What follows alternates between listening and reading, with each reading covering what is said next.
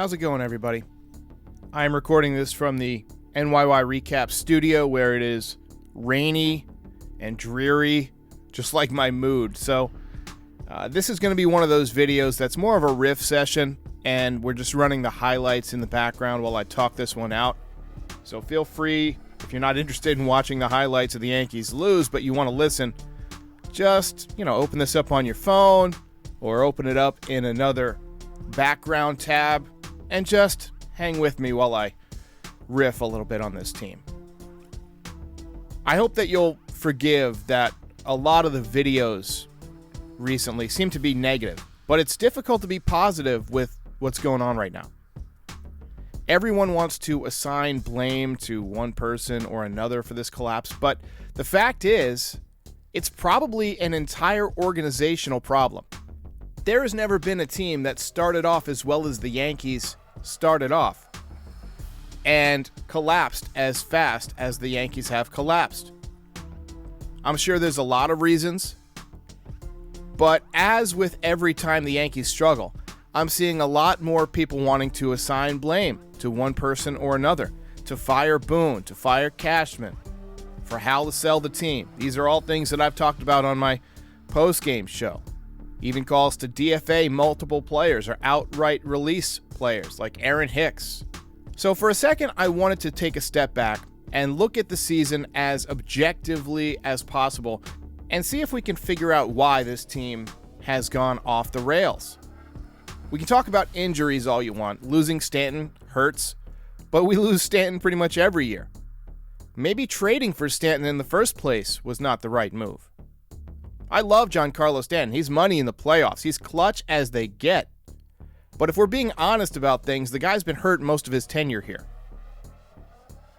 And he was a redundant but older version of a player we already had, but for $25 million per season, deep into his 30s. And now we're seeing him break down, and it may prevent you from re-signing Judge. We could talk about the loss of Matt Carpenter, but we can't do that without acknowledging how great a move it was to even pick up Carpenter in the first place.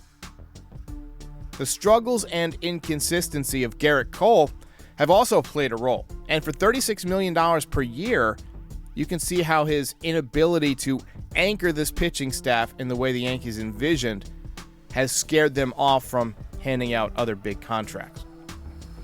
We could talk about the odd trade this winter when the Yankees traded Gio and Gary for Donaldson, IKF, and Ben Rortvedt. And we've never even seen Ben Rortvedt put on an MLB uniform. IKF hasn't done much. He's been okay. Defensively, he's taken a step back. I like his contact ability, but no power to speak of. And Donaldson seems like he's washed up, even though the metrics are pretty good. We'll have more on that in a minute. We talk about the loss of Mike King, who was leading the American League in wins above replacement among relief pitchers, or the sudden ineffectiveness of Clay Holmes out of nowhere. But you also have to mention how effective these guys were to begin with. So the Yankees are able to get these guys performing great, but they're not able to maintain it, either for injuries or just a loss of the feel. You could look at the .241 team batting average. There's the conundrum of Aroldis Chapman, who seems to have regained his form, but only in situations that don't matter. On the positive side, the Yankees lead the American League in home runs with 196 at the time of this video, and they're second in OPS, yet they keep losing. Maybe home runs and OPS aren't the key to winning as much as the Yankees believe they are. There was a great comment on this channel this morning that broke down the way the Yankees score their runs. 62% of their runs prior to the All-Star break were scored via the home run, and just 46% after the break have been scored via home run. At a time of year where it's hot and you're expecting the ball to travel, it just hasn't been. So love it or hate it, the Yankees win more when they hit more home runs. I mean, that's what the numbers say. And this team is hitting less home runs now. Partially because of the injuries we mentioned, no Stanton, no Carpenter, but also because some guys have not stepped up when these injuries happened. Aaron Hicks said he was going to have a 30-30 season. That's 30 home runs and 30 stolen bases to the layperson. Right now, on August 21st, with about 6 weeks to play, he's got 6 home runs and 9 stolen bases. Josh Donaldson, despite the grand slam the other day, is a complete mystery to me. He looks completely finished if you use the eye test.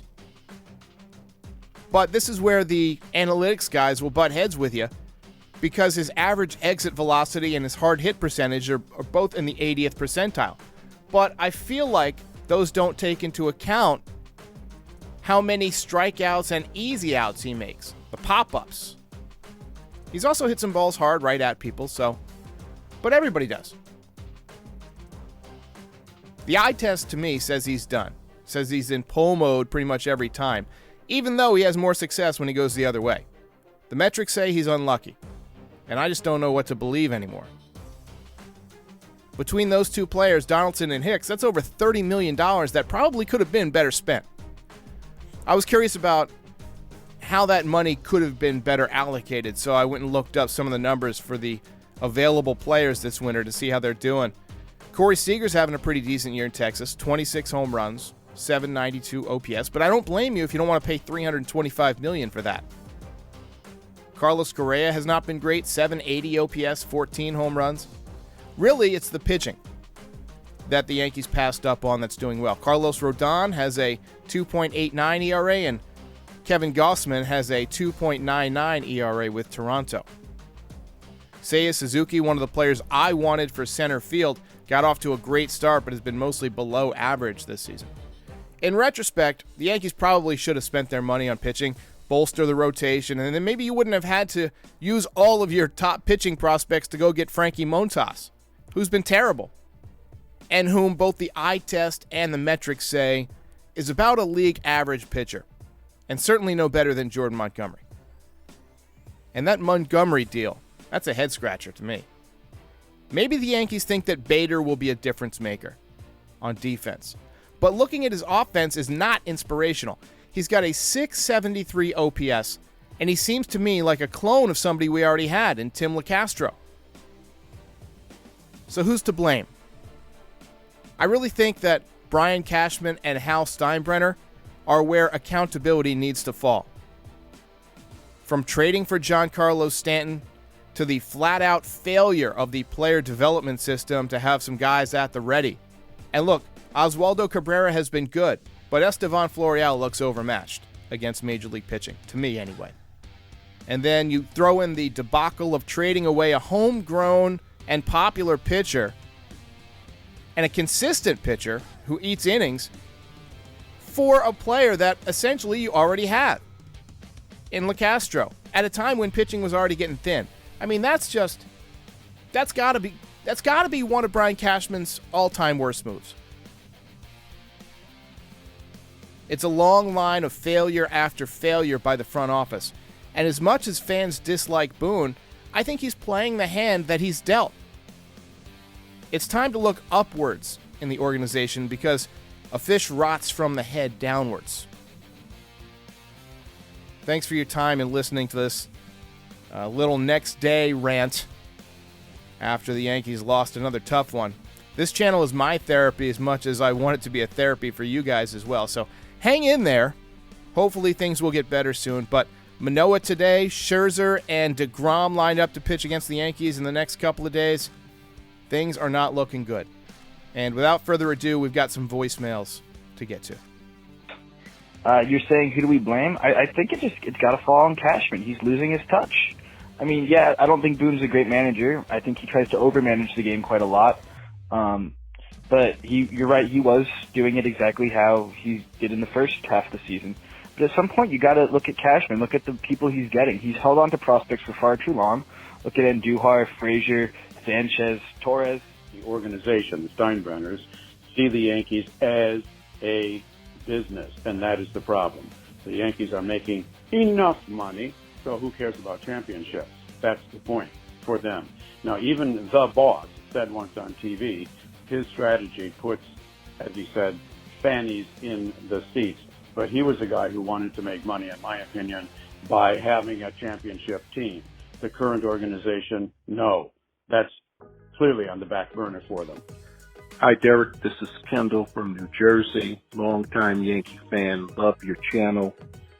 I look at this collapse as really being an indication of Brian Cashman's ineptness.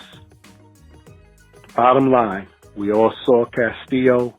He was the guy to get. He pitched under the big lights. He shut us down. And what does Cashman do? He goes out and gets Sonny Gray Montas. Derek, you're absolutely right. The people that should be fired. We got to get rid of Boone. I've been saying we got to get rid of him. He's just like Girardi. Excuse after excuse. I mean, he finds a way for this team to lose, Derek. He finds a way. It's like watching the Mets. Choke, choke, choke. No, the big issue is Cashman. The big issue is the owner. Like, they don't care.